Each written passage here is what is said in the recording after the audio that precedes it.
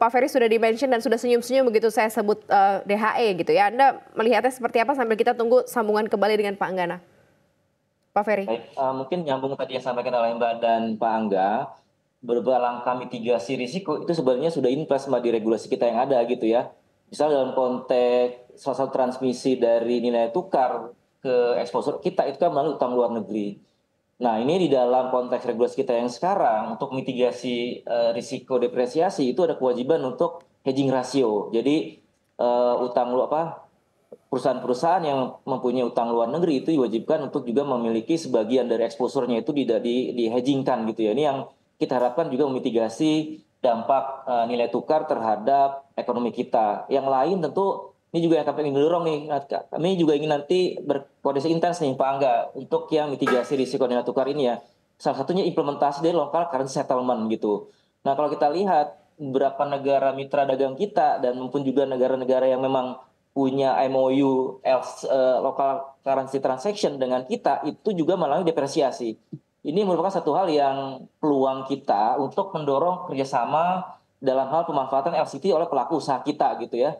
Jadi dengan depresiasi kalau kita dorong menggunakan LCT sebenarnya risikonya relatif minimal gitu ya. Ini kemudian yang kami nanti akan berkoordinasi terus dengan tim nasional yang kita kelola, kita bangun bersama dengan Bank Indonesia untuk lebih mengintensifkan diskusi atau fasilitasi dengan pelaku usaha nih, terutama pelaku usaha yang memang punya exposure terhadap falase relatif tinggi gitu ya untuk beberapa industri kita. Dengan demikian tadi udah ada hedging rasio, kemudian pemanfaatan LCT itu kita harapkan dampak terhadap nilai tukarnya berbagai ekspor tadi bisa relatif minimal. Nah terkait dengan DHE saya rasa beberapa surat masuk dan juga Kadin saya kan juga sudah memberikan masukan gitu ya ke kami di Kementerian Ekonomi dan Perekonomian. Ini kalau dari catatan kami Mbak itu implementasinya ini sudah cukup bagus dalam konteks berapa nilai yang masuk ke kita gitu ya. Ini data per April yang kalau kita lihat secara historis data dari mulai implementasi ini di periode Agustus 2023 sampai dengan April 2024 ini kalau kita lihat di periode historical itu yang masuk per bulannya itu sekitar 9,6 sampai dengan 12,4 miliar ini tiap bulan nih. Ini tergantung untuk berapa jumlah komoditas ekspor kita gitu ya pada saat nilai ekspor kita meningkat karena let's say kalau kita lihat kan juga beberapa komoditas ekspor utama kita itu mengalami kenaikan gitu ya. Ini kita harapkan juga bisa terus terrefleksi di dalam DHE-nya. Nah untuk April 2024 sendiri data yang kami terima dari BI itu kisarannya di data yang masuk DHE yang masuk itu 9,1 miliar US dollar nih Mbak. Kemudian kemarin juga kita tentu baru saja merilis kebijakan insentif yang lebih menarik untuk DHE ini gitu ya di PP nomor 12 PP nomor saya lupa PP-nya yang tahun 2000 terakhir kemarin yang dimana kita juga memberikan insentif bunga insentif pajak atas pembayaran bunga yang diberikan untuk dana-dana yang ditanamkan di dalam DHE. Jadi misalnya untuk deposito kalau existingnya itu 20% final, nah untuk tenor bulan sampai dengan 6 bulan itu tarif pajaknya kalau di instrumen falasnya 7,5%, kalau dikonversi ke rupiah itu 5%. Kemudian untuk term deposit BI ini kalau existingnya 22% non final, kalau ditempatkan di surat-surat yang memang surat berharga yang eligible untuk DHE ini kalau tenornya 1 sampai dengan 3 bulan itu di tarifnya itu bisa 10% kalau di falas, kalau di konversi ke rupiah itu 5% gitu ya. Ini kita harapkan juga makin mendorong teman-teman pelaku usaha itu bisa konsisten terus untuk menempatkan dananya di instrumen yang eligible untuk DHE. Seperti apa upaya yang dilakukan pemerintah ini untuk bisa memarkirkan atau memulangkan DHE-nya ke tanah air gitu ya? Apakah ini cukup menarik begitu dari teman-teman pelaku usaha Pak Anggana?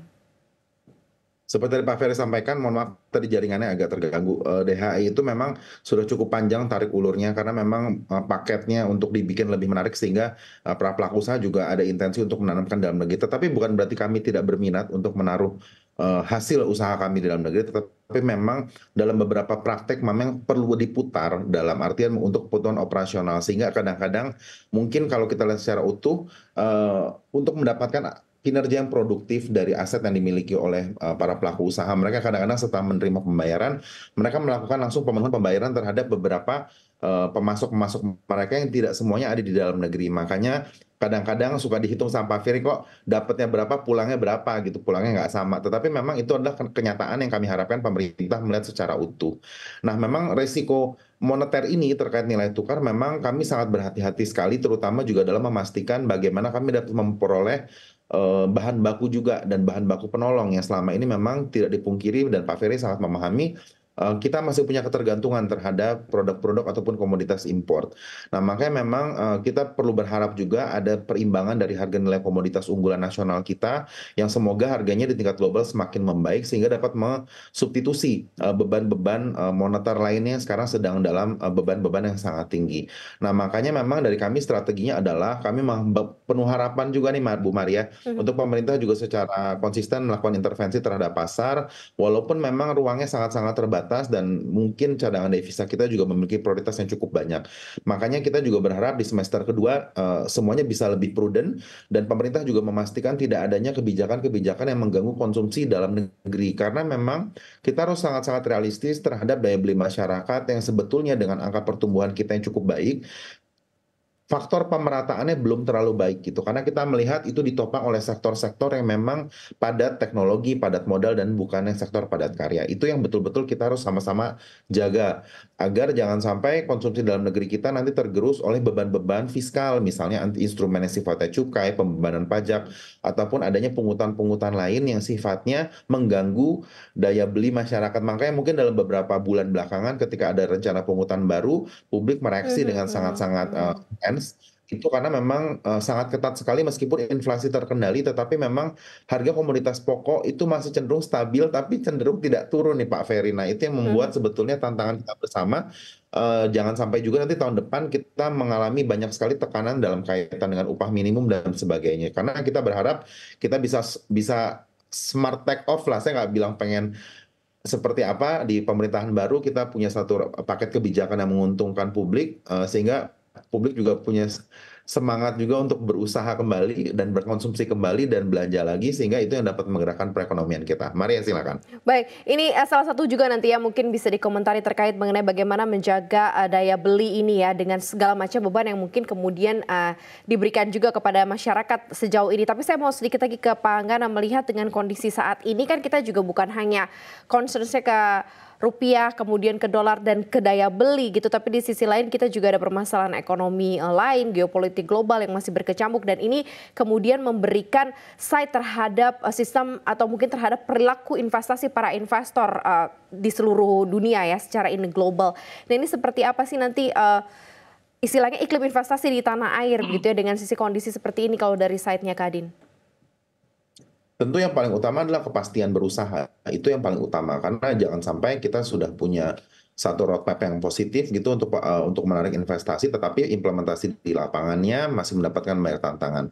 Kita sangat memahami sekali sejak awal di awal periode pemerintahan Pak Presiden Joko Widodo sudah mati-matian mengupayakan ada paket regulasi seperti Undang-Undang Cipta Kerja yang sebetulnya itu punya nilai yang sangat mulia kalau kita melihat secara utuh, tetapi memang dalam tingkat implementasi masih banyak tantangan. Nah, hal-hal seperti ini harus disikapi secara cepat juga dan saya berharap juga pemerintah juga dapat secara utuh melihat masukan-masukan yang diberikan dunia usaha dan tidak serta-merta menciptakan paket regulasi yang baru ketika misalnya melihat satu tantangan karena regulasi bukan selamanya memberikan solusi kadang juga menyebabkan adanya hiccups di tingkat operasional kayak beberapa kemarin untuk masalah importasi untuk ada lartas dan sebagainya itu kan sebetulnya membuat ketidakpastian dalam berusaha meskipun tujuan pemerintah pada saat itu adalah memberikan safeguard terhadap beberapa industri yang sedang suffer. Nah, ini perlu kita hati-hati sekali jangan sampai akhirnya beberapa sektor industri yang menjadi penopang perekonomian nasional ini terganggu kinerjanya dan akhirnya menyebabkan dampak turunan seperti pengurangan tenaga kerja ataupun koreksi dalam daya beli. Makanya itu yang betul-betul kita pikir dalam jangka pendek menjadi satu solusi yang paling utama karena kita melihat faktor eksternal belum sepenuhnya bisa kita kendalikan.